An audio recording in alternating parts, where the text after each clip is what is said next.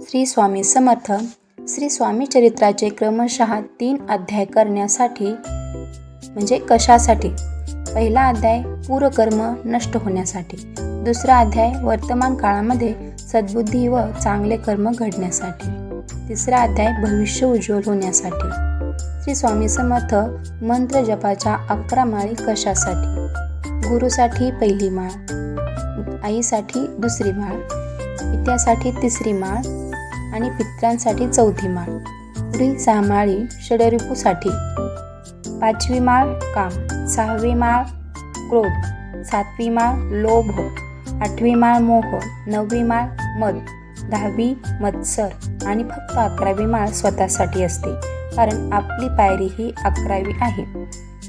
गुरुपासून अनुक्रमे प्रत्येक माळ त्यांच्या चरणी अर्पण करावी लागते. नंतर आपले काम होते, कारण षडरूप आपल्या आध्यात्मिक मार्गामध्ये बाधा आणण्याचे काम करत असते. कुणी सेवेमध्ये जवळचा मार्ग काढत असतात म्हणून काम होत नाही. म्हणजे पहिल्या पायरीवरून एकदम 11वी पायरी गाठायचा प्रयत्न केला तर आपण तोंडावर पडू शकतो. म्हणून 11वी माळ 11 माळी जप करावा.